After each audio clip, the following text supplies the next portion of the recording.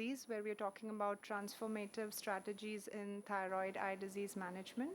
And we have 5 prominent speakers for this instruction course. So our co-instructors are Dr. Sahil Agarwal, who's assistant professor at RP Center, Dr. Yashdeep Gupta, who's associate professor in the Department of Endocrinology, Professor Neelam Pushkar, who's professor in the field of oculoplasty and oncology in RP Center, Dr. Amar Pujari, again associate professor in Squint in RP Center, and myself, Dr. Rashna Meel, in oculoplasty and oncology. I'm a professor too. So let me begin the talks without wasting time. And unfortunately, Dr. Sahil Agarwal is not. He will not be able to be present here physically, so we will run his video presentation first and then carry on with the speakers in that order.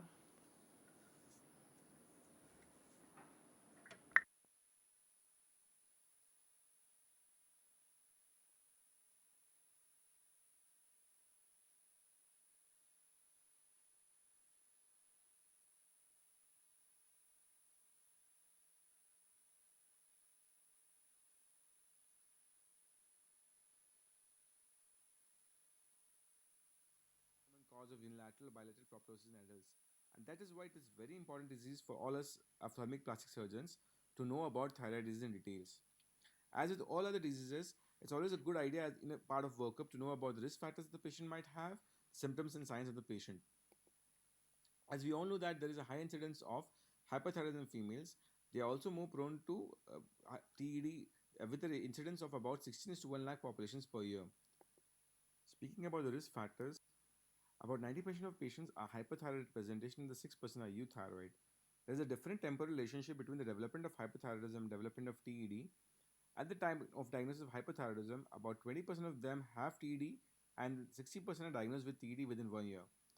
If the patient is diagnosed with TED and has been labeled as euthyroid, the patient is yet to develop thyroid disease with an incidence of about 25% in 1 year and 50% in 5 years. Though the preponderance for the disease is more for young females, the disease severity is more for elderly males. Genetics has its own role to play. HLA8, DR3, and DQ81 may increase the susceptibility to the disease. Smoking is another very important risk factor that not only triggers but also increases the risk of occurrence of TED by 7 to 8 times. Therefore, any definite cessation of smoking can reverse the disease and also leads to better response to treatment. Another important factor is any fluctuation in the level of thyroid hormones from hyper to hyper to hyper that might happen as a result of oral medications, radioactive iodine treatment, or surgical thyroidectomy that may not only impact the cause of TED but also lead to an acute congestive phase. And yes, we should always ask the patients about any coexisting autoimmune disorders, including rheumatoid arthritis, pernicious anemia, systemic lupus erythematosus disease, Addison's, celiac, and vitiligo. It should always be a young middle-aged female presenting with concurrent thyrotoxics to the OPD with an enlarged palpable space, complaining of grittiness, photophobia, epiphora, and at times visual disturbance in the form of diplopia or blurred vision. TD has many name signs. I'll be discussing few of them. The most common and the most pathognomic being the lid retraction with a lateral flare, that's called as the Dell-Rempe sign. The first photograph shows that particularly marked on attentive fixation, the patient may develop of TED at staring and frightened appearance called as the coach's sign. An incomplete and infrequent blinking leads to a Silwalk sign, and in the absence of grease in the forehead on superior gaze is called as the Joffre's sign. Another important sign that we all patients we tend to see is the Golgi's sign, which is a deep injection of the bulbar conjunctiva right to the insertion of the muscles. All patients of TED might either have extraocular movement involvement or fatigue or conjunctive tissue involvement. Younger patients are more prone to have fat expansion, and the older patients have more prone to a muscle enlargement. About 45 to 80% of patients of TED have a poor ocular surface. In the early stages, it's because of the inflammation that the patient might be undergoing, and in the stable phase, it's because of the lack of thalamus causing chronic exposure and thereby dryness. Patients may have the most common involvement as inferior rectus, and therefore they generally land up to you with an inferior vertical diplopia followed by a horizontal diplopia and limitation of the horizontal eye movements. There also happens increased volume of the orbital soft tissue leading to a lot of congestion and thereby poor venous drainage, which may lead to a lot of redness, swelling of the eyelids, and chemosis. A patient of thyroid disease may land up in two of the ocular emergencies. First one being corneal ulceration and perforation, and the other being because of the condition that happens to the orbital apex and the compression of the optic neuropathy leading to a thyroid optic neuropathy. There have been multiple classifications time and again given for assessment of thyroid disease. We'll be discussing the main ones. The first one being no specs, no signs and symptoms, only signs soft tissue involvement, proptosis, extraocular muscle involvement, corneal involvement, or sight loss. The problem with no specs classification is that it doesn't differentiate between active phase and an inactive phase. Next, we have the clinical activity score, which was amended by the European group on Graves' orthopathy. So it's one of the most common active scoring system that we use in an Indian scenario. It's very easy to use. There is a scoring of at the initial presentation from 1 to 7, and on a follow-up presentation it adds up from 8 to 10. Each sign has been given a score of 1.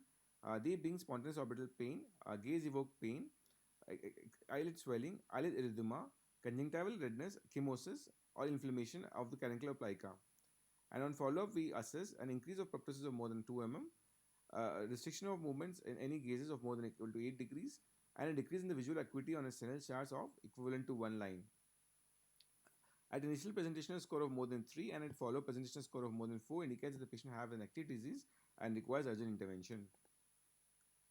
This is the European group on Graves' orthopathy who gave us the severity assessment commonly called as the UGOGO classification. The assessment parameters are graded on the comparison with the standard atlas image that the group has developed. So a mild thyroid disease patient may have one of the following: a minor retraction of less than 2 mm, a proptosis of less than 3 mm, a mild soft tissue involvement, no transient diplopia, and a corneal exposure which is very well responsive to lubricants. Moderate to severe thyroid disease, a patient might have two of the following: a lid retraction of 2 mm or more, a moderate to severe soft tissue involvement, a proptosis of more than equal to 3 mm, and a constant diplopia. And patients with sight-threatening disease might either have a compressive optic neuropathy or a corneal ulceration. And then we have the VISA classification given by the ITEDS group. VISA stands for Vision, Inflammation, Strabismus, and Appearance. The total score is about 20. The VISA scoring is the importance of VISA scoring is that it tells us has both an objective scoring and subjective scoring as compared to a CAS score, which only has a subjective scoring. Therefore, there is more inter-observer variation that can happen with CAS score. But because of the complexity of the score, there's a lot many factors. Very difficult in an Indian scenario like ours to assess the patient using a VISA classification. However, a score of more than equal to 5 of VISA indicates that the patient has a severe disease and needs to be aggressively treated. So towards the end, I would like to emphasize on this workup sheet that we have in our clinics to assess patients of thyroid disease, which involves a detailed assessment of the visual acuity, their intraocular pressures, the amount of proptosis that they have measured using a Hertels, the amount of dryness that they have, ocular surface, poor ocular surface, using an TBUT, Schirmer's, and NEI grading. We also look for any evidence of optic neuropathy by looking into the fundus using a direct ophthalmoscope, getting the patients assessed on color vision, contrast sensitivity, and the fields done. We also tend to note the recent thyroid eye profile that has been done, any imaging that has been done, which is very well documented, and any history of treatment that the patient has undergone, including the amount of steroids that have been given with the cumulative dose over the last 6 months to 1 year. So this should not only be done at presentation, but there's always a area where you can keep on doing a patient on follow up, and therefore not only helps the patient, not only helps us to assess the patient at present, but also helps in telling us the response to the treatment that the patient might be having. Thank you, Dr. Rachna ma'am, for having me included in this instruction pause on a very important topic of thyroid disease. A very good morning to everyone. I shall be speaking on the workup and staging of a patient of thyroid disease. Yes, thank you, TD is Doctor. the most common and most important extrathyroidal बंद कर manifestation of दीजिए Graves' इसको. disease. Yes, thank you, Dr. Sahil. So we have next speaker. Next speaker is Dr. Yasdeep Gupta. So he'll be talking on hormones in focus, the endocrinologist perspective. Sir, please.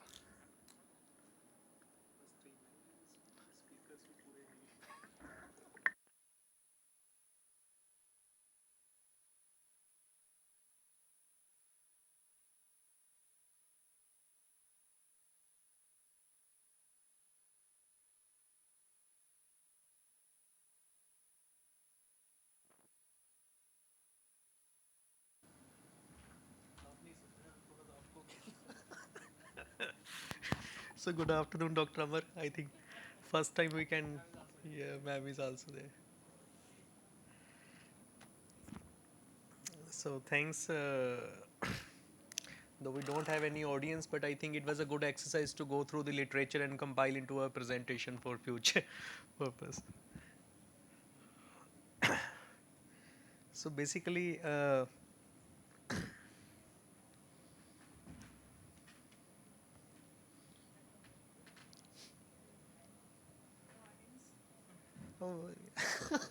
we are just rotating chairs. Actually, there must be multiple houses, na? Last stage. That's a problem. Uh, what was I saying just now that though there is no audience, but it was a good exercise to go through the literature and have some self-learning. Yeah. Yeah. So basically, I prepared this presentation under these headings. So the main two objectives from endocrine perspective is that when and how we treat thyroid eye disease. That is one part. Like there are certain cases which do come to us along with the hyperthyroid state. And the second important perspective is that how we treat the Graves' disease in the presence of thyroid eye disease. So basically, these are the four common presentations that a patient can of thyroid eye disease can have: clinically active eye disease, exposure keratopathy, globe subluxation, and dysthyroid optic neuropathy. The patient which tend to come to us are mainly, and where we are means mainly involved in the decision making is the either the patient is having clinical active eye disease or the dysthyroid optic neuropathy. Purely dysthyroid optic neuropathy patients usually come less directly to us, but may have coexistent clinically active eye disease. So the two other spectrum which I just mentioned, subluxation and the exposure keratitis, is purely basically an ophthalmologist zone from treatment management point of view. So this is what if we have a first time assessment, these are the points which we go through. Whether the patient is having pain, either spontaneous or gaze evoked, or there is a redness of eyelids, conjunctiva, swelling of caruncle, plica, eyelids and conjunctiva. And we do all know that if the patient is having score of 3 or more, then it's called active Graves orbitopathy. If it is less than 3, then it's inactive Graves. And if we have a follow-up visit, then these 3 points come into picture. Proptosis, if there is an increase in dimension by more than equal to or more than 2 mm, then reductions, and then the decrease in visual acuity over 1 to 3 months. So it's important in the first visit to also document what is a baseline proptosis parameters, what is a baseline ductions, what is a baseline visual acuity, because only then it will be meaningful to apply this score at follow-up. And the scoring system is a little bit different. When we have a 10-point assessment, then it is less than 4 is inactive, and 4 or above is an active Graves orbitopathy. So along with the activity, is equally important to have a look on the severity of Graves orbitopathy, and predominantly these are the 4 parameters on the basis of which one decide whether it is a mild or moderate to severe Graves orbitopathy. So lid retraction, soft tissue involvement, what is the degree of soft tissue involvement, again the proptosis level compared to the baseline, and the diplopia, whether it is present or what grade of diplopia is present. On the basis of these cutoffs, it is decided whether it is mild, moderate to severe. And usually when there is an active moderate to severe Graves orbitopathy, usually immunosuppressions are required to control the picture. Again, as we go through the literature, most of the almost all articles have different endpoints for assessment, so it become very difficult to compare head to head the evidence generated by the one study against the other study. So to standardize the parameters, this is what UGOGO has approached.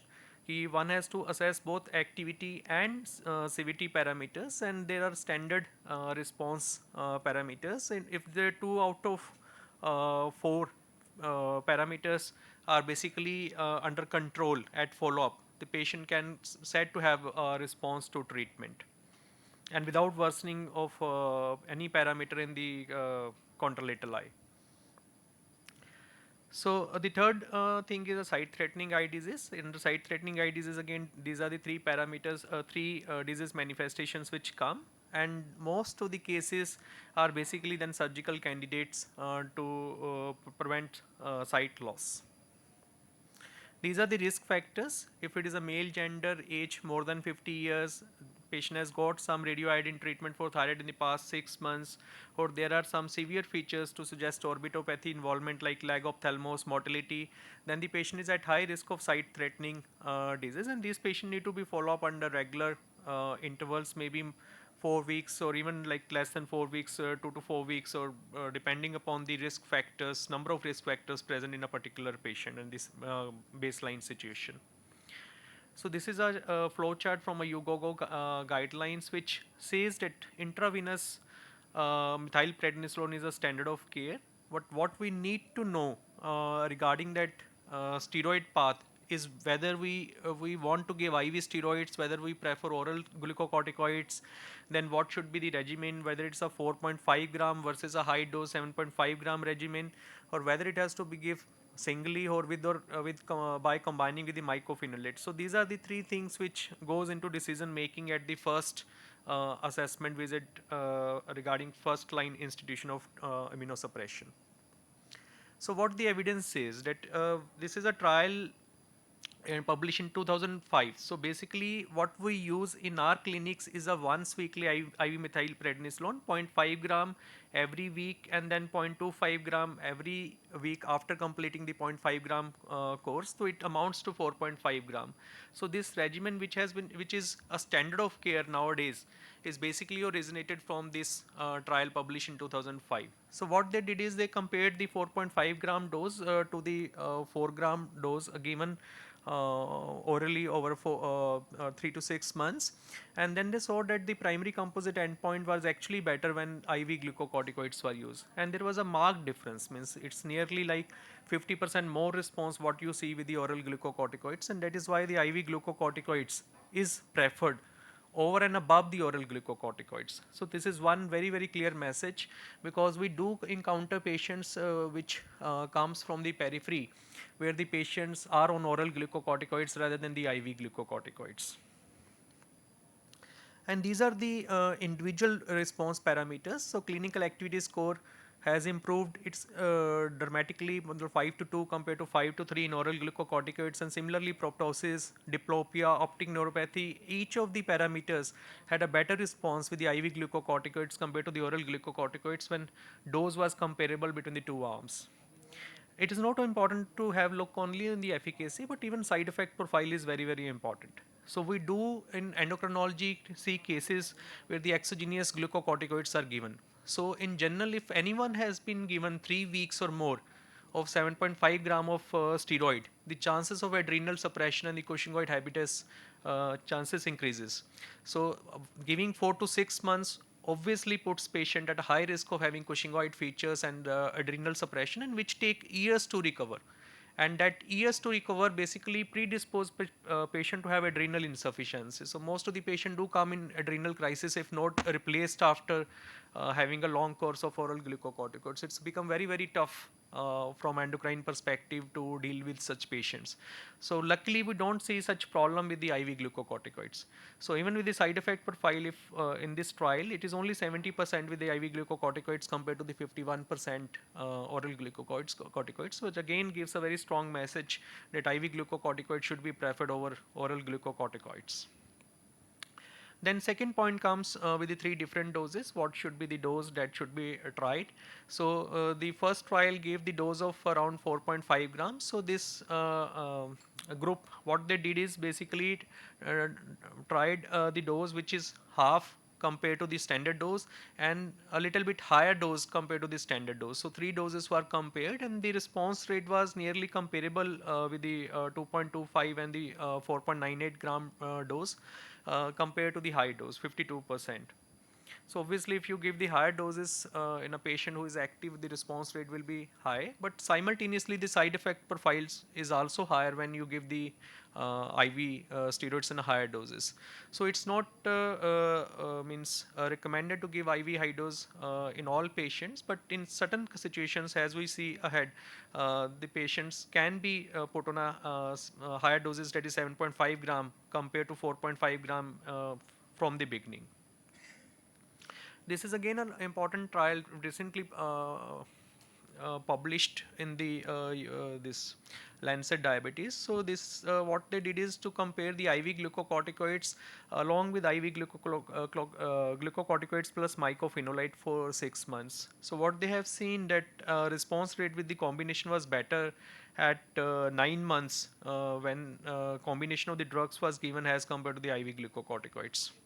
So this is what has gone into these three trials has basically feeded into this UGOGO flow chart. And what the UGOGO now states, initially it was 4.5 gram IV glucocorticoids alone, that was a standard of treatment. Now what they says is that from the beginning patient can be put on IV glucocorticoids plus mycophenolate. And if mycophenolate and this combination is not feasible, so one can be put on a high dose glucocorticoids, especially if the patient is having diplopia, severe proptosis, and severe inflammatory soft tissue changes. So what we practice at AIMS is to stick to the 4.5 gram dose and use mycophenolate or glucocorticoids depending upon the high dose glucocorticoids or low dose the standard dose glucocorticoids along with mycophenolate on case to case basis.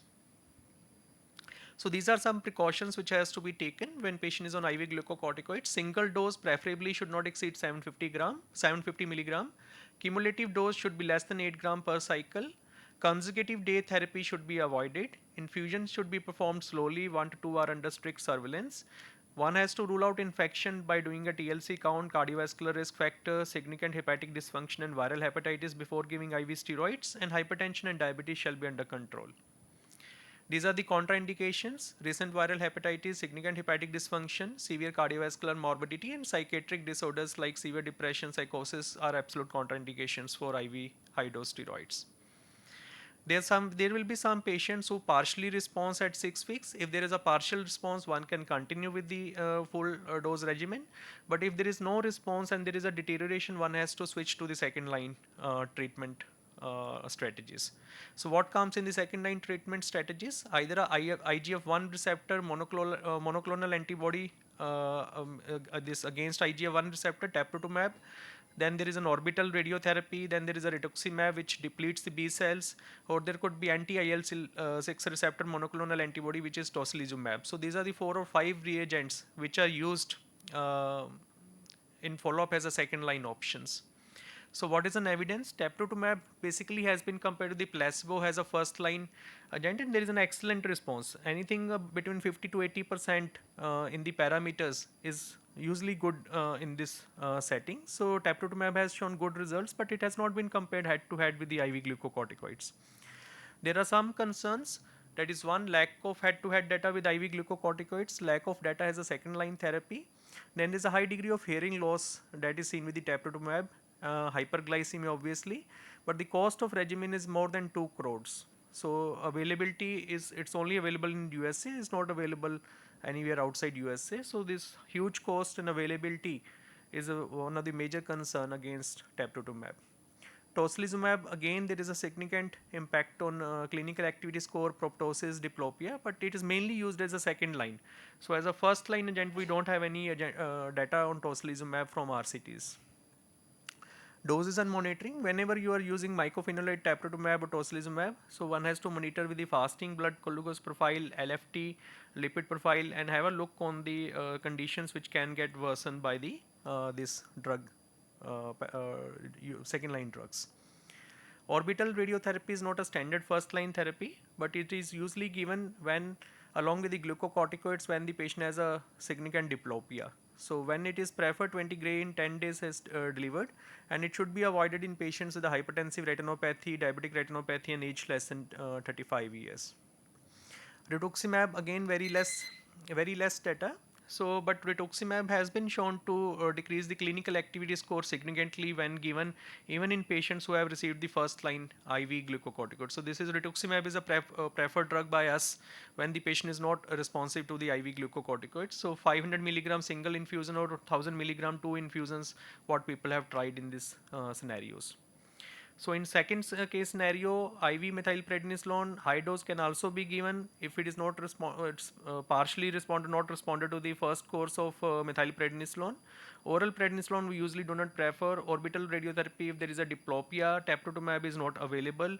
So what could be available is rituximab and tocilizumab. So there is more experience at AIMS with the rituximab than the tocilizumab. So as a second line therapy, this is what we prefer as a means if patient is not responsive to IV glucocorticoids. Rundle curves, we all know that if patient has a spontaneous recovery by some time, but it can result in a significant residual damage. So it is better to pick patients early, preferably within 9 months of presentation, and treat to means decrease the side effect. So this is just a chart, like just one has to consider a lot of conditions without before deciding any particular therapy has a second line. Side threatening, just a slide on side threatening Graves orbitopathy. It's a standard. Matlab you give like 3 doses of either 0.5 gram or 1 gram alternate day over 1 week. If patient is showing some response, it can continue to second week. But if there is a deterioration after even within 1 week, it is better to do orbital decompressive surgery to save vision. For management of hyperthyroidism in presence of thyroid eye disease, so if the patient is having moderate to severe active disease, radioactive iodine is to be avoided. In mild disease, if patient is having inactive, it has to be treated by radioactive iodine ablation if used as a permanent treatment modality under steroid coverage. So antithyroid drugs can be used in any situations. So to wind up, one has to look for the non-pharmacological measures also. One has to assess for the activity severity. If it is mild, watchful monitoring can be sufficient, and oral glucocorticoids is acceptable in certain situations in mild thyroid eye disease, but mainly it's a watchful monitoring. For moderate to severe thyroid eye disease, IV glucocorticoids is a preferred therapy. Teprotumab is a again first line agent that can be used, but it is not available and costly. So if it is a without diplopia, IV glucocorticoids alone can be used. If it is along with the diplopia, either high dose IV glucocorticoids or should be combined with the radiotherapy. If patient is not responding, then tocilizumab and rituximab are the alternatives, second line agents. So thank you for patience. Thank you, Dr. Yashdeep. It was really a wonderful talk, I must say. And you have answered almost all my questions, that I came with.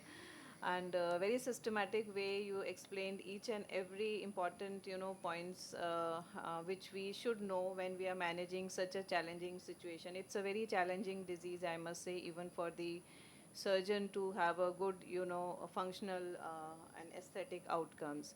So just couple of questions I have still. One is the UGOGO classification also talks about the selenium. So do you get some routine selenium serum test also done or consider selenium therapy? No, we In our usually country, it's so. What is your no take on selenium this? actually. Even there is some drawback because that trial has been done without evaluating any selenium status. So again, there is really a doubt ki whether that dose has actually means resulted in some improvement or not. But in our practice, we are not doing selenium, and neither we are supplementing selenium. All right. And second question is, how many patients have you seen with a recurrence of disease, say after a year or so, coming back with the active stage I think again? we do not have a record, but what being a tertiary care hospital has, you are part of that evaluation. So we do see patients who have already like been treated outside, partially treated, in between oral glucocorticoid started, and then well, multiple sort of regimens. So I think we do get 2 or 3 patients a month with a recurrence which are very troublesome.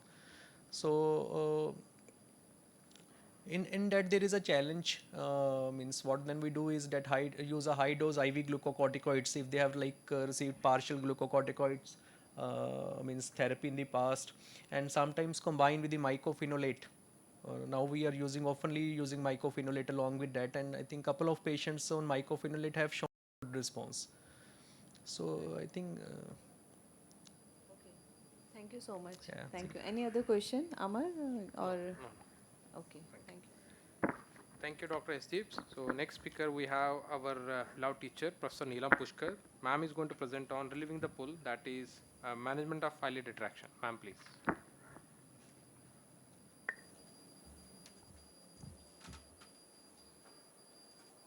Good morning, everyone. Thank you, Dr. Amar, and thank you, Dr. Rashna, for giving me the opportunity to be part of this instruction course. So I'll be talking about the management of eyelid retraction in thyroid eye disease.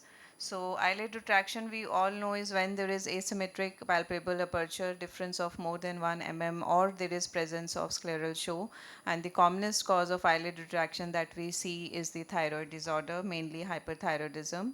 But there are other causes also, like you can see on your right side, this is a patient with eyelid retraction, but this was congenital in nature. And left side, you can see typical patient, lean, thin lady coming with a thyroid swelling and lid retraction. So why eyelid retraction develops in thyroid eye disease? If we see the eyelid structures, we should remember that it has 2 and 3 lamellae below and above the LPS insertion respectively. And it is mainly the middle lamella which consist of the septum, starting from interior, septum, fat, LPS and molars. These are the 4 important structures that get affected in thyroid eye disease, causing lid retraction. So basically there is stiffness and contracture of these structures. So it is the middle lamella in the upper lid.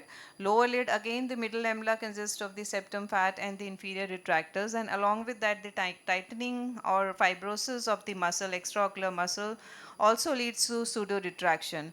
And we know that in thyroid eye disease, when a patient comes, the first thing that gives us the clue is the Dalrymple sign, which is the eyelid retraction in the primary gaze, seen in around 90 to 98% of the cases.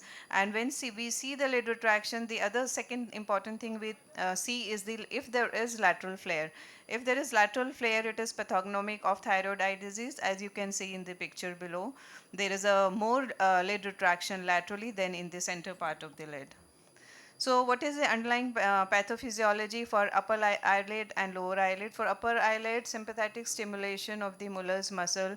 It is a seen in uncontrolled hyperthyroidism. This reverts when the hyperthyroidism is stable. Or if there is infiltrative myopathy, contracture of the LPS, fibrosis, adhesions of these, middle lamellar structures, that is the septum, fat, LPS, molars, everything is affected, including the lacrimal gland. And adhesions around the lacrimal gland and molars muscle leads to the lateral flare, and also the overaction of the levator muscle. Similarly, the structures in the lower lid also are affected, including the axophthalmos, which adds to the lid retraction. So the management, though, as soon as we see such a patient, we have to start patient on medical management, which includes topical lubricants, protective glasses, lifestyle modification, reducing the screen time, and environment things we have to control. Then temporary measures sometimes helps, like injection of botulinum toxin. Then surgical management is something which we also think of. I'll come to that. So medical management we have to start in all the cases, but most of the mild inactive stage patients, they can continue with the medical management. It is in the moderate to severe cases we require doing lid surgery.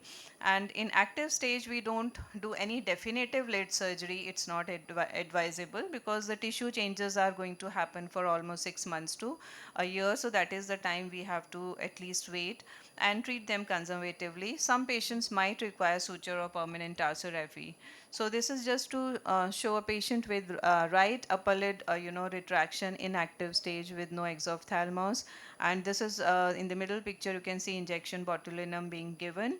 And I'll show a video on this. And you can see the most of the effect, it comes around 3 weeks of injection. So this is a video on the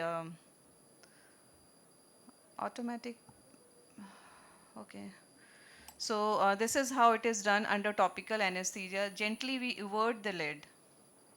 So I don't give any local anesthesia, but topical anesthesia I give. And then, we give the injection in the center and the, lateral part, taking care of the lateral flare also.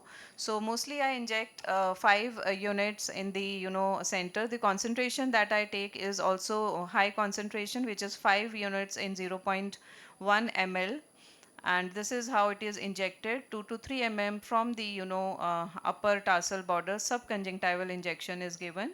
If the concentration is more, the volume is less. So, and the lateral side we inject slightly more. Generally I inject around 7.5 units, so that we have good, this thing, control. And we see the effect after, as I say, around 3 to 4 weeks from injection. This is one published study from our center where we saw the levator Muller complex thickness on UBM, and we compared it with the outcomes of the botulinum toxin, but there was no correlation found. But yes, we found that the thickness is more in patients with thyroid eye disease compared to the normal controls. And coming to the tarsorrhaphy thing, along with the IV steroid and everything, we have to protect the cornea, because cornea gone, that means vision gone. So that is something we cannot, we have to do something about it. So depending on the tightness of the lid, we decide whether to pass a suture tarsorrhaphy, as you can see in this, or do some permanent, procedure like patients on responding to steroid, but still we, at the same time, we have to protect the cornea. And this is a patient with bilateral lateral tarsorrhaphy, permanent one done. Now, in patients with very tight lids and where the cornea is already breaking and we can't wait for a week or two to see the steroid response to come, we have to close cover the cornea. So in these patients, a desperate situation like this, posterior lamellar tarsorrhaphy is published by me in patients with severe eyelid trauma and burns, not in thyroid eye disease, but after publishing this, I have started using even in severe malignant exophthalmos like this, protecting the cornea. We know the whole lid cannot be brought together, so at least we can bring the posterior lamella, together and cover. As you can see over here, the cornea is covered, the lids are so tight, but the posterior lamella is protecting the cornea. So we should remember this sequence. If needed, we have to do first orbital decompression, then squint surgery, then eyelid surgery. So evaluation is very important of the thyroid status, stabilization of lid position for at least 6 months to 1 year. Severity has to be graded so that you know which surgery you have to do, and we also have to see the component of pseudo retraction. So the management depends, basically what we do is the middle lamellar lengthening procedure. So if it is a mild retraction, we have some important options with us. Either we can just do levator tarsus recession, or we can just do Muller's excision. We know Muller's excision will lead to drooping of at least 1.5 mm, or we can do LPS recession without cutting horn. But if moderate, then we have to cut horns. We have to combined two procedures to get the results. And in severe retraction, a transverse blepharotomy procedure works very well. It is a very short procedure, and it helps in bringing down the lid. But yes, a spacer might be required in few patients. For lower lid, best is to do inferior retractor recession, either by the conjunctival approach, or you can just do transverse full thickness blepharotomy using blepharoplasty incision. And rarely we might have to use a spacer. So these are some pictures I am showing now. This patient with left upper lid retraction, you can see 3 millimeters. So Muller's excision with levator tarsus recession.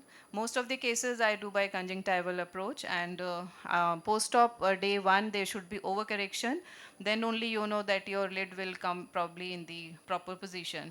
And you can see the 10 months follow-up in this patient. This is another patient, euthyroid status, 2 mm of central part of the lid retraction is there, but so much of lateral flare. So in such patient, Muller excision, and along with that, cutting of the horns. A proper cutting of the horns, very important if you want to bring down the lid properly.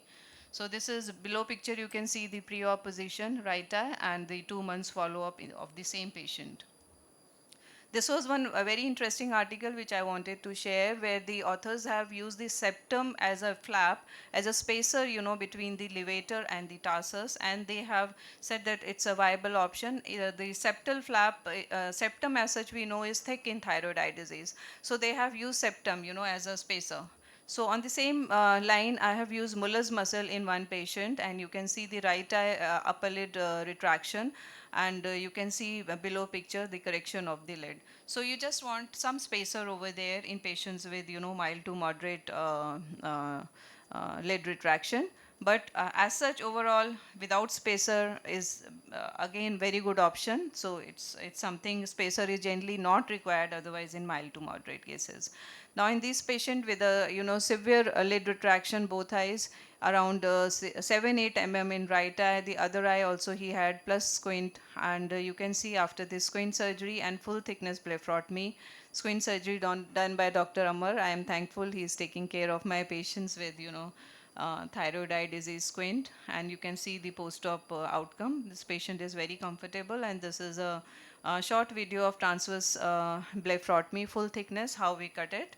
Hardly takes half an hour for the procedure, to get completed. So this the lid crease level we give the cut. Either you can give a full thickness cut in the same go, but I go layer by layer.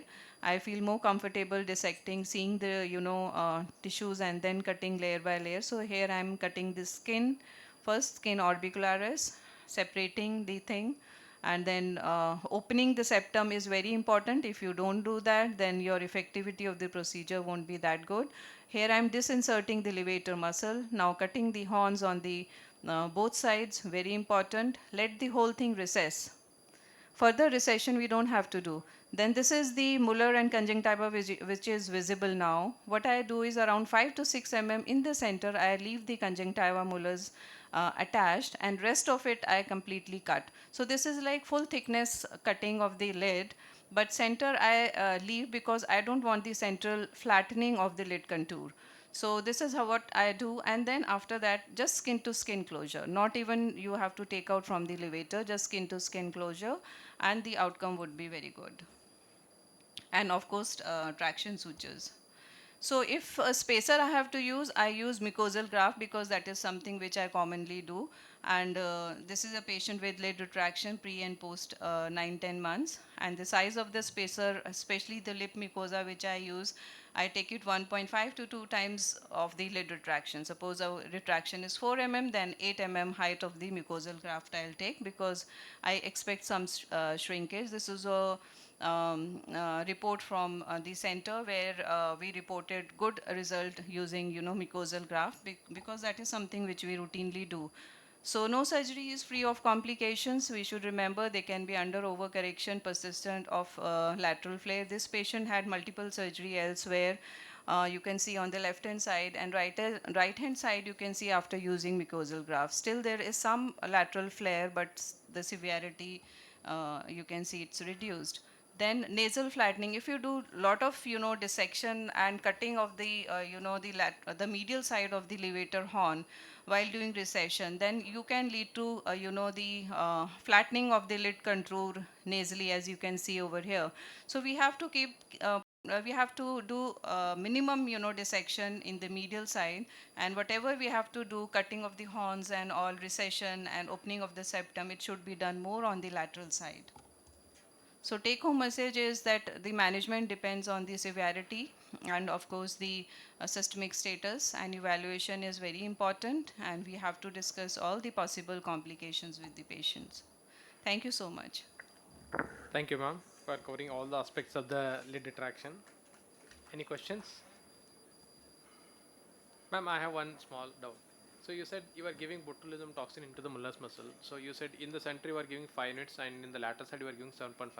So you are giving 12.5 in the same setting, or In the same sitting, so 5 in the plus two 7.5? injections, two Okay, point of injection, one in the center, one on the Lateral lateral side. And that depends also on the severity Yes, ma'am. of the lid retraction. But I have seen in my experience that if you want to really bring down lid, say even 3 mm, then at least I have to inject 5 unit in the center, and if there is significant lateral flare, then 7.5, otherwise just 5 unit.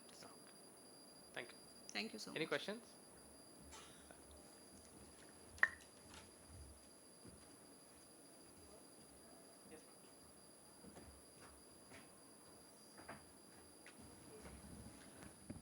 So I would like to invite Dr. Amar Pujari, who is doing a lot of squint and has published many papers, otherwise done a lot of research. And if you see his research, you will understand how innovative mind he has. So from him, we'll be listening today about the, aligning vision in thyroid eye disease, which is again a very, challenging situation for us also and for the patient to deal with. Thank you, ma'am. Good afternoon, everyone. So I'll be speaking on how to align the eyes in thyroid eye disease. So I don't have any disclosures here. So as we know, this has been covered. Thyroid eye disease it has a lot of inflammation along the orbital muscles and the orbital tissue. So that's how it causes a restriction. So that's what it won't allow the extraocular movement properly. So that will lead to secondary contracture of the muscle. That's why we are going to get squint. So that leads to deviation, either esotropia or hypotropia, which is common. And because of that one, patient is going to have distressing diplopia. So that will lead to automatically head posture where patient wants to have a comfortable binocular single vision. So what is the incidence of strabismus in TD patients? It is somewhere between 17 to 51%. And diplopia could be the primary presentation by the patient in up to 15 to 20% of the thyroid eye disease patients. So whenever we encounter patient with diplopia or ocular deviation in a patient with thyroid eye disease, so what is the first thing we should do is we should document the amount of deviation using prism bar cover test. After that, we are going to assess the stereopsis and we are going to draw diplopia charting. So we want to see at the baseline how the thing is appearing double. So we want to monitor that one because at the end of 3 months, 6 months and 1 year, we want to serially follow up the patients and we want to see how the patient is either stabilizing his deviation or he is progressing. And at the same time, we are going to have a good systemic control. During initial stages, we are going to control the patient's systemic profile and we are going to ask him not to smoke. And to relieve diplopia, we can do other eye patching depending on the which eye is deviating more. That is going to relieve his diplopia. And if he has significant restriction, he might develop head posture, but that's how we are going to manage them initially. At least till he is going to stabilize systematically. After that, if the patient has very minimal deviation or up to 30 prism deviation, we can give glass prisms or Fresnel prisms. So that is the initial strategy. Some people are giving botulism toxin also, but we don't recommend it routinely, but the West people have given and there is a published literature on this one. So they are basically, because we know that it's inferior rectus which is most commonly involved, followed by medial rectus, superior rectus and the lateral rectus. So they are going to inject botulism toxin into the inferior rectus or the medial rectus, which can be done under topical anesthesia or peripulvar block.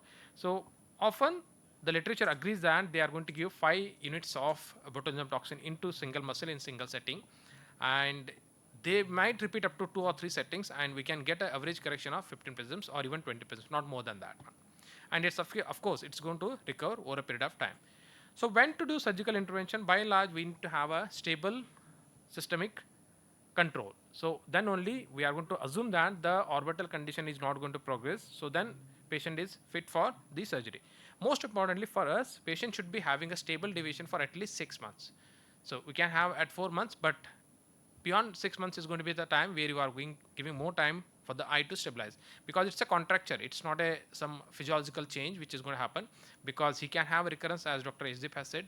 So in those conditions, patient can have progressive increase in the deviation, even though previously it was stable for 3 months. So at least 6 months or even 9 months, you need to have a coordination with the endocrinologist. What is the hormonal profile, what is the clinical status, what is the clinical grading, and what is the oculoplasty people what they are saying, and most importantly what is your deviation or the diplopia charting says. If it is more than 6 months and the deviation is stable and the ocular feature there is no congestion, eye is quite good, then probably you can operate the eye. So how to operate these eyes? Most often we are going to get, of course, majority of the patients are adult patients only. We do under peribulbar anesthesia, not general anesthesia. Way to open the conjunctiva, as we said, it is the inferior rectus which is contracted most of the times, followed by medial rectus muscle. So we prefer limbal incision, because when you do force duction test on table, you will see that the conjunctiva will be severely tight and the muscle is going to be severely tight. So in those cases, there is no point in giving a pharyngeal incision, because you won't be able to pass your muscle hooks and you won't be able to retrieve the muscle. So in those cases, try to give a relaxing limbal incision. So try to open it in a rectangular fashion, and you can give the if for example if it is the inferior rectus, you can give the inferolateral or inferotemporal relaxing incision and inferonasal relaxing incision. That's how you can elevate the limbal conjunctival flap. So then you can dissect in each quadrant using tenotomy scissors. That's how it's going to give more space for your muscle hook maneuvering. Once you hook the muscle, so try to retrieve the muscle and try to have a space at least 1 to 2 millimeter from the insertion, because you want to have a movement with the muscle hook. That's how you are going to put your sutures, because between the muscle hook and the sclera there should be 0.5 or 1 millimeter distance, because we are not going to suture at the sclera, we are going to suture onto the tendon. So while cutting the muscle, you should not be cutting the suture. So that's why take single arm, 2 single arm vehicle sutures, because if you cut one, other will be there. So if you are using only single arm vehicle suture, if you cut, you might lose the muscle, because muscle is contractile. It's a fibrotic contracted muscle, so it can go into the orbit. Of course it won't be lost, but you can use 2 sutures, and of course that helps when, of course, these muscles are tight. Once you recess, once they are on the sclera as the recess point, if something happens, if the suture loosens post-operatively, once loosens out, another will be there. So that's how it is better to have two sutures, single arm sutures. You are suturing the muscle in each half using single sutures before disinserting and after like resuturing onto the sclera also. So congenital tightness will be there in all the patients, and try to recess the conjunctiva. That is the advantage of doing limbal based peritomy, because once you have taken out the rectangular shape flap, you try to recess the conjunctiva. Once you recess the muscle, try to recess the conjunctiva also, and just cover the muscle insertion and fix the conjunctiva onto the sclera at that point. The muscle stump should not be left bare. That should be covered, and you can suture the conjunctiva, and rest relaxing peritomy can also be sutured. And of course, as ma'am has said, orbital compression should be done first, because that can induce a lot of fibrosis and that can exaggerate your squint or the ocular deviation. So that is the first thing you should do. Then you can touch the extraocular muscles. Which surgery? So often by convention, as we do resections first, followed by resections. But in thyroid eye disease and restrictive strabismus, for example, DRS also, during retraction syndrome. So we don't prefer resections, but of course, people are there who have described the resection procedure. But by convention, we are going to follow the resection procedure. Most of the times, it gives good correction, and rarely we have done resections. But resections are not preferred, because one thing is the muscle belly is going to be too thick. So when you are cutting the belly, it can bleed a lot, and most importantly, you are bringing the belly onto the insertion, so which can induce more redness in the post-operative period, because patient is going to have proptosis, he is going to have very large scleral show. So once you are bringing the muscle anteriorly, it can induce exaggerated redness, which can confuse your clinical scoring later. So what is the amount of recession? It is not fixed. What we are going to do is, like, once you have opened up the conjunctiva, you are able to hook the muscle and you suture that one. Let the muscle fall back because you have sutured this, and hold the globe, and try to rotate in extreme elevation or depression for superior inferior rectus, and extreme abduction or adduction for medial rectus muscle. Leave it, and wherever it stays, it's going to stay in the middle, because you have taken out the relieving factor, because of course you have blocked, no muscle is active, so it is going to assume very least resistance position, which is the primary position. And let's see where the muscle is falling behind, right? So that is the point where you want to suture the muscle, and you just pass one suture and try to elevate the globe. If the muscle is not too tight, that is the position you are supposed to suture. If it is too loose, probably you are too posterior. If it is too tight, if it is not allowing the elevation, then probably the FDT is still tight. So that's how we are going to assume the appropriate recession procedure, because if the tip prism deviation is there, it's not 6 mm recession you are going to do. It's never like 6 mm, 5 mm, it's not fixed. So that is a key point in these patients. And whenever you are like doing inferior rectus recession, inferior rectus is an also adductor. In down gaze, it's going to give binocular single vision. I will show some of the examples. So that's why whenever you are doing inferior rectus recession, you need to nasalize the inferior rectus reinsertion. So if this is an inferior rectus insertion, you are recessing it, try to put it on nasal side, because the adductor function should not be lost. In down gaze, it can give adduction. So that's why we are going to have physiological V phenomenon. We can convergent down gaze. So don't do plain IR recession, do with nasalization. Otherwise, if you do pure IR recession, that can impair the adduction, that can give leverage to other eye supraoblique also. That's how we are going to have problem in the down gaze.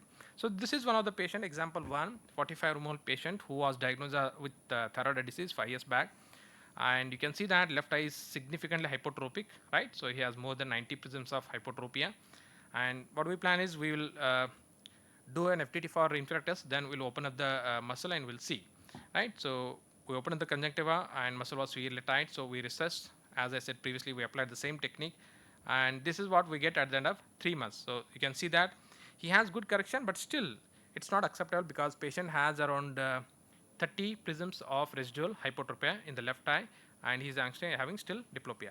So we thought of doing resection, that might correct the upper lid this thing also, but somehow the resection was not that much palatable. And in down gaze also, you can see that we have not lost the any infraduction is not hampered. So he has good binocular single vision. He's a driver by occupation, so he should be having a good down gaze binocular single vision, because he will be putting his foots on the foot pedal, so they should not have any confusion while driving. And at the same time, he should be having a single vision while driving at night time. So we observed him, and surprisingly, he came after 2 years. You can see that he is orthophoric on his own. So what is the cause for this one? So we didn't do any second surgery. There's something called progressive overcorrection in thyroid eye disease. So once you do the recession, so over a period of time, that muscle becomes weak, and the antagonist muscle is going to take advantage. So here, that is what happened. Progressive overcorrection has happened, and patient has a good correction on his own. So he said like it happened around like 1 year, and he's not having any diplopia. And most importantly, fortunately, he doesn't have any diplopia in down gaze, and there is not much of A pattern or fusional inability in the down gaze, and the elevation is also good. So he has a good binocular single vision from up gaze to primary gaze to the down gaze, and he is very happy. Second patient, this was shown by Neela ma'am also. So I don't have the pre-op picture. You might have seen there, and it was ma'am's patient, and patient has taken Botox in bilateral middle rectus muscle, and he has also undergone trab in the right eye. He was a teacher by occupation. His complaints were like while he's teaching the distant things or the blackboard when he's standing behind or the students, he sees the double, and even students are not comfortable with his looks. So that's why he insisted squint surgery. Of course, he has taken botulinum toxin that has induced fibrosis. Probably that has worsened the esotropia. Initially, we did left eye single MR recession, which was around 6 mm. And this is after first surgery. You can see that left eye is ortho, but right eye is still this thing. It has 1/60 vision. It has a functional bleb, and the bleb was on the nasal side because lateral scleral show will be there because of lateral flare. Superior temporal bleb is not there, so it was on the nasal side. So we were hesitant to do MR recession in the beginning, but after 1 year it got settled, and we did MR recession also. That after like bilateral surgery, you can see that he has around 8 to 10 prisms of residual esotropia in the right eye. Of course, he has 1/60 vision, but we tried prisms. He was comfortable for distance. He said that somehow the very dull image overlapping is not there. I am able to see the things clearly. Either he's going to improve the vision in the right eye, which is rare, or he might lose the vision. Then he's going to have no diplopia. But as of now, he's comfortable with the prisms, and we have done bilateral middle rectus recession. And as I said previously, progressive overcorrection, he might go into consecutive exo. As of now, we are happy, but we should be thinking about the future as well. So this is third patient where she had around 30 prisms of hypertrophy in the right eye. You can see all the lid features, and she's now stable, no ocular signs. And in the down gaze, you can see that she's enjoying her binocular single vision in the down gaze, right? So she's a homekeeper by occupation, but her concerns are like when she speaks to her colleagues, it's not acceptable. And most importantly, she's having double while looking at the television. So it's a primary gaze which is bothering her, and not the down gaze. And of course, we did surgery, we achieved binocular single vision in the primary gaze, but in extreme down gaze, we're having slight A pattern despite doing nasalization. And most importantly, we have slight introduction limitation in the right eye. So she said that like when she is like putting her foots on the footsteps when she is climbing down, she has diplopia. So that's why she assumes much depressed head posture. That's how she negates. But otherwise, she is not functionally that disabled. But she is okay in the primary gaze and even to an extent in the down gaze. But in extreme down gaze, of course, we achieved in the primary gaze, but this is at the cost of extreme down gaze diplopia. So probably she is going to have progressive overcontraction in the suprarectus in the right eye also. She might end up with hypotropia, as we saw in the first case, and the second patient might end up with consecutive exo also. So this is a known entity. So residual deviation, as we saw in the second patient, that is one of the known concern or the complication. Diplopia and down gaze, as we saw in the third patient, again that is this thing. In first patient, we're fortunate we didn't get any diplopia. Progressive overcorrection because of secondary eye recession, which is a known entity in literature. It benefited in the first case, but it might cost us in the third case. It's a time which is going to decide. So mild head posture, as we said, the lady is going to depress her head, and she's going to have fusion in the down gaze, and she's going to work on that one. So lid retraction, damage due to excessive dissection. Once you do the inferior rectus dissection, don't do that one. Just hook the muscle at the insertion, expose only 5 mm, pass the sutures, and let everything fall behind. Don't try to do dissection along the inferior lid retractions. That can shag your like lid, and that can lead to excessive scleral exposure, or you can have pseudoproptosis. So as the surgical planning is never fixed, so surgical success is also not fixed, and we can see that up to 50% of the patients. So out of these 3 patients, 3 might come with for resurgery because of progressive overcorrection, or even when the disease is recurring, they might develop recurrent deviation. So resurgery rate is as high as 50%. So management of strabismus in TED includes a regular follow-up. You need to be dedicated towards patient, and we need to accept the whatever result is. We need to tell the patient that as of now it is okay, and we are going to do surgery for what reason. And once you achieve the correction, let us maintain the systemic control in a very coordinated way. If something goes here and there, they might have residual deviation or consecutive deviations, and you should be prepared for that one. Thank you. Yeah, thanks, Dr. Amar. I think it was a very simplified presentation because I could understand or make most of the things from it. So, any questions? Yeah. Yes. Yes, ma'am. So Botox initially they were given for the paralytic squints, ma'am. So for example, if there is a lateral rectus palsy, MR is developing contracture, or in the initial phase we give before developing the contracture, because we want to paralyze this muscle also, and that is going to work for 3 to 4 months. And meanwhile, we are going to feel that this is also going to increase or it's going to improve its function. So for time being, we are paralyzing this one. So we are playing with the innervation. It's a toxin to the nerve. We are not playing with the muscle fibrosis. So that is the reason why we are giving botulism toxin. We want to paralyze the antagonistic or overacting muscle. But here it is a fibrosis. It is nothing to do with the innervation. So already because of chronic inflammation, the myofibrils are going to have fibrosis, ma'am. So if you are going to inject the toxin into the muscle, and there are histopath studies also previously when they injected toxin into the rabbit eye muscles, there was a fibrosis. Of course, they are playing at the nerve plate end, but there is a fibrosis. So there is a hypothetical scenario that this can exaggerate the medial rectus fibrosis. I don't have any idea, ma'am. Yes, ma'am.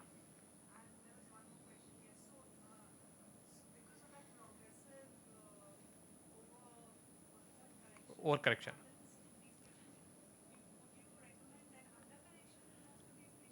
It's a double-edged sword, ma'am. Because if you do undercorrection, that can pull the infectus over a period of time. He might end up with residual correction. But yes, ma'am. Yes, ma'am. And the advantage of keeping in the primary case is he is having binocular fusion. So the fusion is going to drive the innervation. So that's how he'll be able to fuse and he'll be able to focus onto the things. That's how it might maintain the binocular single vision in the primary case. If he's having undercorrection or overcorrection, that is going to create diplopia. That is going to inhibit the fusion. The fusion can change the innervation. So patient can run easily here and there. Either undercorrection, which can increase, overcorrection, which can increase. Yes, ma'am.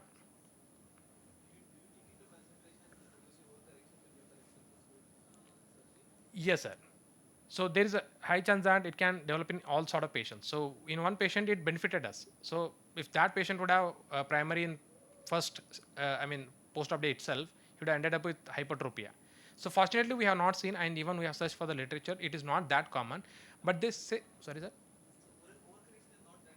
Yes, sir. But the because we saw that one and people have said that one, and we are not like giving any leverage to the superactors by doing, excessive amount of radiation. We want to be, managing the things. It is like playing with the bullet card. We don't want to, weaken any of the range, right? So we want to be in the physiological range.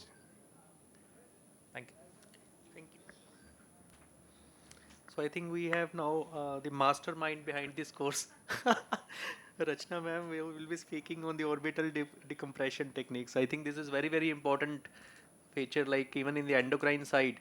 So always there is a discussion like when to go for orbital decompression. I Yes, think it will be, yeah. absolutely. And it's difficult for us also sometimes to decide how much and what to do in a given case. So thank you for the introduction, and this is the last talk for this IC, and we'll be talking about the orbital decompression techniques. We already know that it's an autoimmunity that's at play, which ultimately results into an increase in the muscle mass in these patients or in the fat. As either case results into an exophthalmos. Now, indications for orbital decompression and TED can be acute or chronic. Acute happens during the active phase when the disease is active and you have signs of activity in form of chemosis, in form of swelling, and in form of congestion. Now, you may need to do it in 5% of cases, and most commonly it is done for dysthyroid optic neuropathy, like in this case, who does not have much proptosis, or sometimes for a corneal exposure because of the extreme amount of exophthalmos and an associated lid retraction, and sometimes for subluxation. Now, the first line of treatment still is a medical decompression, which is done with a pulse dose 3-day of intravenous methylprednisolone, which is given at 1 gram dose. And this can actually be repeated at 1 week if it doesn't work. And if this doesn't work, then a surgical decompression is done as an emergency procedure. So unlike in the chronic phase, you will have to do it even though your levels of hormones are still not corrected and the disease is still active. So even in acute decompression, the type of surgery will depend upon the indication. So if you have a dysthyroid optic neuropathy, you would want to do a deep medial wall decompression, which may be combined with a deep lateral wall decompression, basically to decompress the nerve. While as in such cases where you have a lot of fat causing exophthalmos and exposure, you just need enough decompression to be able to do a tarsography and give cornea the cover that it needs. So you may just do a minimal fat decompression or an anterior lateral wall or a medial wall decompression. Now, most of the cases of decompression are done for as a delayed decompression, and nearly 20% of patients require it. This happens during the chronic phase of disease, and most of the indications are cosmetic, for cosmetic restoration and improvement of exophthalmos. Sometimes continuous orbital pain or inability to control the intraocular pressures may also be an indication for a delayed decompression. And at this stage, the patient does not only have exophthalmos, they often have associated lid retraction or fat bags or maybe an associated squint. And these need to be corrected also. And we need to remember that the exophthalmos correction is the first surgery that is done, which is followed by squint and eyelid retraction for the same reason which has been emphasized before, that an exophthalmos correction can affect the amount of squint and also the eyelid retraction. So you do an exophthalmos correction before doing the other surgeries. Now, the prerequisite for a rehabilitative surgery are normal hormonal levels and inactive disease. You do not want to activate the disease, and you want some predictability, so the disease has to be stable for at least 3 to 6 months so that you can be able to predict the amount of correction and be able to tell the patient what he should expect. Orbital decompression techniques can be basically two-pronged. One is, we know that it's a closed compartment and there's a fat and muscle hypertrophy. So the fat reduction can be done for a fat hypertrophic type of a exophthalmos. Now, this is usually done for lesser amounts of exophthalmos. So if it's less than 26, you could go ahead and on hurdles, then you could do a fat decompression. Otherwise, you would have to combine it with a bone decompression. Actually, it was Oliveri who reintroduced it in 1984, and he also, in his reports, said that it's almost 6 to 7 cc of fat that needs to be removed before you can get a 4 to 6 millimeter of reduction in exophthalmos. And Sayer's studies have shown us that it is the infratemporal intraconal fat which does not have any vital structures, and it is therefore this compartment from where we can remove the fat. There are drawbacks of fat decompression, although it is a popular technique that is talked about. One, and I think the most important, is regression of results. So almost 76% patients may have a recurrence of proptosis at 3 years of follow-up. The cause for this is not clearly understood. And the second thing is a kind of squint that it can produce. So because you're altering the normal tissue planes, it can result in formation of additional adhesions, and this kind of a squint may be more difficult to treat than that due to a bone decompression. And of course, you're handling orbital septas which carry vessels. You can end up having an orbital hemorrhage. This is a case in sight where fat decompression was done on the left side, and you can see the post-operative result. Almost 6 to 7 cc of fat was removed, and it was removed from the infraorbital intraconal compartment via transconjunctival approach. We then come on to the bone reduction orbital decompression, where the aim is actually to expand the orbital cavity, and which can be done by expanding it in 3 directions: the medial wall into the ethmoid sinus, floor into the maxillary, and the lateral wall into the subtemporal fossa.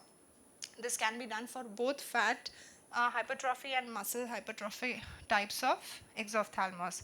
The choice of surgery again depends upon the radiology. So you would want to do a deep wall decompression in cases of muscle hypertrophy, and while in cases of fat, you could combine it with a fat reduction also.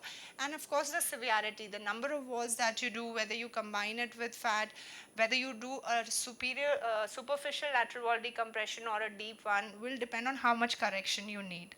And of course, the operating surgeon, what is the field that he's familiar with? A ENT surgeon would like to do a medial wall and floor, and oculoplastic surgeon would focus on the lateral wall. So if you look at the bone reduction techniques, the first one that was actually described by Dollinger was actually a lateral wall decompression. But after that, a lot of changes have been made to the kind of decompression that is done in lateral wall, and it has been modified. And so I will start with the lateral wall decompression. Now the lateral wall of the orbit actually comprises of the zygomatic and the sphenoid bone basically. And the aim is to reduce the bulk of the wall here on this side. Conventionally, only the anterior part of the wall was removed, which was basically zygomatic and a little part of the greater wing of sphenoid and maybe the orbit at times.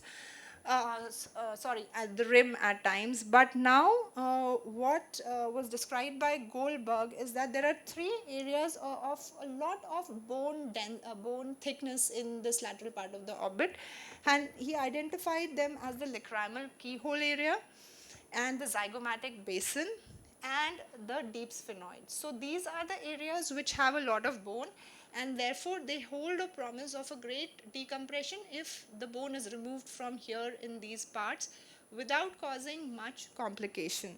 And you can see once you've removed this part of the bone here, you get a lot of area for decompression in the lateral wall, so much so that you can achieve almost a 4 millimeter to 8 millimeter of decompression at times. Now, lateral wall decompression can be approached both externally and internally. Okay, it can be approached both externally and internally. It is done via a modified lid crease incision. And when you are doing an external approach, the problem with the external approach is that you are going from outside and you are removing this bone. So the access to the deep sphenoid is limited. You cannot really reach this part here, and you may or may not remove the rim. So only this part of the bone can be removed. So only a limited amount of decompression can be done via this way. But if you were to do an internal approach, then you can access all of the lateral wall, including the deeper part. So here, if you see, this is the lateral wall, and this is the deep sphenoid, which is actually this part here. And you can actually decompress all of it to get this much amount of space in the deeper orbit. So which will also help in cases where you expect some amount of optic nerve compression. In addition to that, you can remove the anterior part of the wall. So really it improves the results of lateral wall decompression. From just 2 millimeters, you can go up to a correction of almost 4 millimeters. Coming on to, having spoken about lateral wall, which is the favorite for most oculoplastic surgeons, let's talk about the inferior wall decompression. Now, inferior wall decompression, again, we see the floor all the time when we are doing a fracture repair, and we know that the thinnest part of the bone is actually medial to this groove or the tunnel that carries the inferior orbital nerve. So the important thing to remember is that we decompress the floor medial to this and we do not go lateral to it, and at the same time we also preserve this medial strut, that is the thick bone between the ethmoidal bone and the maxillary bone. If you take care of this, you can get an adequate decompression done via a fornical incision without causing any globe luxation. But if you happen to destroy the medial strut or go lateral to this, you may end up with a globe subluxation and also an additional squint in those cases. So coming onto the medial wall, it's done through a transcarancular incision, and all you have to do is remove the ethmoid, but you have to take care and be aware of these ethmoidal vessels, which basically guard the anterior cranial fossa. You don't want to go above this. You may have a CSF leak. So all you have to do is open up the sinuses here and remove the ethmoidal cells. If you do not remove the ethmoidal air cells, which can happen with the beginners, you may not get any effect out of orbital decompression done medially. So you have to remove all the ethmoidal cells, and again be sure that you are maintaining and preserving this medial strut, therefore preserving the globe position and avoiding any squint. So this is a patient who had 8 to 9 millimeters of proptosis on hurtles, and this is a video showing the 3 wall decompression. So after we pass the stay sutures through the lid, and then I usually pass stay sutures through the medial rectus, inferior rectus, and the lateral rectus. This helps you identify the muscle when you're dissecting in the orbit and make sure that you do not damage the muscles. Sorry. All right, so here I'm beginning with a transcaruncular incision. And once you've given the transcaruncular, you can extend it in the inferior fornix because you have to approach the floor. And at the same time, you can do a cantholysis for a better access to the floor. Once you've done that, you dissect and try to reach the bone. Once you've reached the bone behind the lacrimal fossa, you can give an incision in the periosteum there. And once you've done that, you lift off the periosteum. All the time you have to be aware that you have to stay at the level of the medial canthus and below it and not go above it, just like in DCR surgery. Once your bone is exposed, you have to make an opening in the ethmoidal air cells. Ethmoidal plate is very thin. You actually don't need to use a bone punch. All you have to do is to use a blunt instrument, and just anteriorly you may need a little bit of punching, but most of the posterior wall can just be removed by fracturing it and removing it with a forceps. Having done that, the ethmoidal air cells have to be removed completely, and if the periorbita has not opened up, you have to open it so that the fat can actually prolapse into the cavity that you have created. Inferiorly, again through the transfornical incision, we give an incision in the periosteum. Just like it's a little different from the fractures that we do, because there we go transeptally and not through the fornix. But here this is mostly done in combination with the medial wall decompression, and this is done transfornically. So again, the posterior part is approached first, which is the thin part. It is opened up with your blunt instrument, and anteriorly the bone is thicker, which needs to be removed with a bone punch. Again, you have to be careful that you stay medial to the canal of the infraorbital nerve. At the same time, here you can do a little bit of a fat excision from the infratemporal intraconal fat. Following this, this is closed, and for the third wall, you can either do it transconjunctively. I usually do it via a modified Stallard-Wright incision, just like we do for lateral orbitotomy. And after you have reached the orbital rim, after dissecting the soft tissue, so this is an ab externo approach which I used to do in the initial days. Here you lift off the periosteum both on the inside and the outside, and then you have to dissect off the temporalis muscle from the temporal fossa here. You have to make the rim thinner, otherwise you will not be able to get your instrument there. And with a bone aspirator, so you can't do a lateral wall decompression without a bone aspirator. You create this opening almost till the the sphenoid trigone behind. You can remove additionally the rim if you want, or you can just thin it out and let it be there. And then you close the incision. Make sure to press the globe nicely and allow the fat to decompress into the places that you have created. On the other hand, now ab interno is what is done more commonly and gives you a greater access to the lateral wall. So here we actually work from the inside. The initial steps are almost the same. Here we have reduced the rim thickness to access the bone inside. And then essentially, so this is the surgeon's view. So this is superior and this is inferior.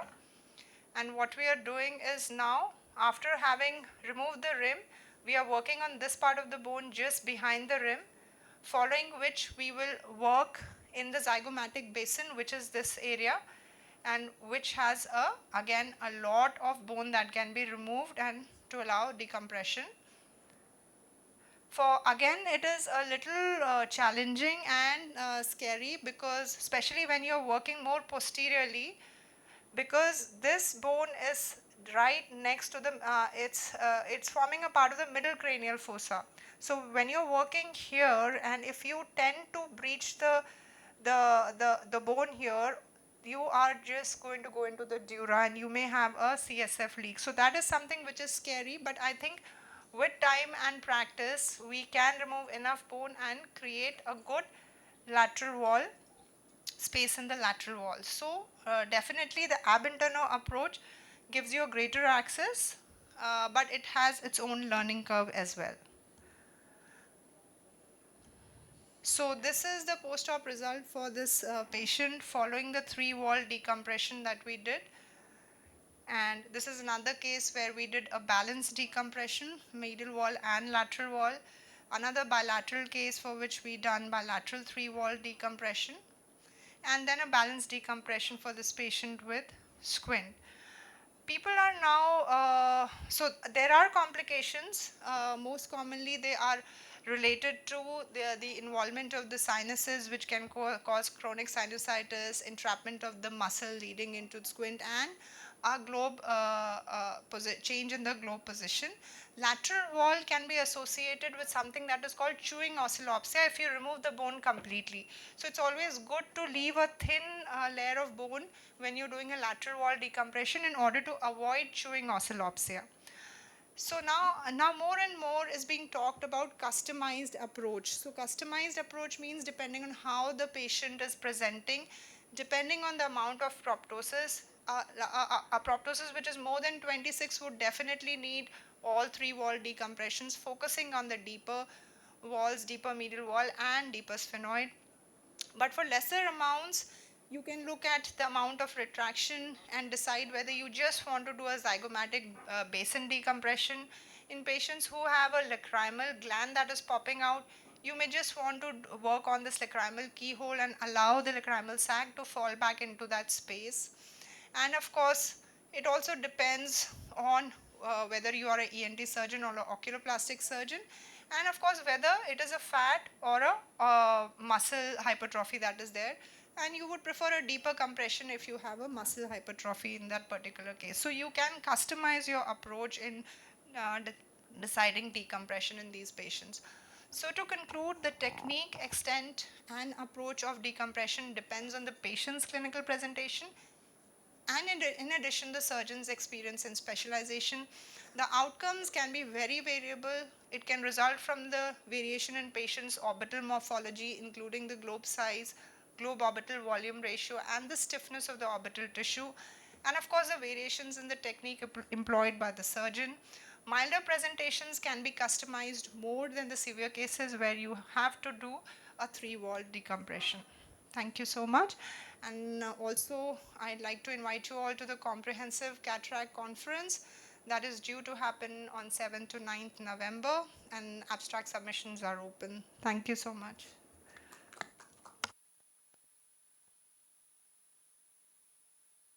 So yeah, thanks, ma'am. Even ENT people are doing this decompression surgery. So what I see that you are approaching through your area eye. Yes. So how do they then intact? They do trans ethmoidally. So if they have to do a medial wall decompression, they will do it via the ethmoid sinuses. And if they do have to do a floor, it again has to be via probably the transmaxillary approach or the sublabial. So in their case, they are basically, it's a transnasal endoscopic approach that they are using. The problem with the endoscopic approaches, it's very difficult to identify the strut and manage it. So if they are doing very large decompressions, they are more likely to cause a globe position alteration and squint compared to an orbital surgeon who's doing it from the orbital side. He can definitely identify and keep the decompressions limited to the area he wants. So we generally refer to ENT people when we want a deep medial wall decompression, which is usually in acute emergencies when the patient has a dysthyroid optic neuropathy and he's not responding to medical decompression. So that is when we send them. So basically, means what I understand correctly, if correctly. So as you said in the last part of your presentation, if it is like proptosis more than 26 mm, so you need to excise all 2 or 3 Yes. walls. So Then it's better to be with the opthal surgeon. So yes, so what they say is a medial wall and an inferior wall together can correct out about 4 to 5 4 mm. millimeters. Uh, So if it is more than that, then you would in addition to do a fat decompression or a lateral wall decompression. So those cases would be better handled by looking at the dealing with the third wall also. Okay. And this fat suction. Fat So aspiration. again, matlab both ENT surgeon, whether ENT can touch that orbital fat, Uh, they so they are able to actually, retract that. I am not sure. I don't think they are doing it because again, it's a transnasal approach, and to be able to reach the infratemporal and they'll have so many things in between when they are doing trans nasally. They'll have muscles and septa and everything. While as we can directly access the fat there. And you have to be able to see what you're pulling on because it has a lot of vessels and it takes a lot of time. It's best done under direct vision rather than endoscopically. So, like if we do a medial wall resection and some fat matlab, so can we spare like the inferior wall or the lateral wall? Matlab, whether Uh, this sort of approach can. so again, like I said, with medial wall, usually fat. So it has to be done by oculoplastic surgeon if you're planning a fat decompression as well. But fat decompression will usually be combined with a lateral wall decompression because of the accessibility. Okay. Both will be accessed through the same incision. So if you are doing a medial wall, then you would want to do a lateral wall decompression along with it. If you're planning a fat decompression, you would combine it with a lateral wall decompression. And if you have a lid retraction which is very prominent, then you would perhaps want to do a lateral wall decompression which is more inferior along with a fat decompression, and that would cause the globe. They say when you are working on the zygomatic basin, your globe can slightly come down, so your lid position can slightly become higher. So that might help with the retraction in those cases. Thank you. Thank you. So anything from the floor? Yeah. Yes. Finally, we have We are some very, very audience thankful. here. Yeah, Yeah, yeah. And it's thank like you a for. diamonds. Yes, absolutely, absolutely. And we had so much fun presenting. I hope you also benefited from same. We can have a photograph Yeah, together, yeah. all of Thank us. you.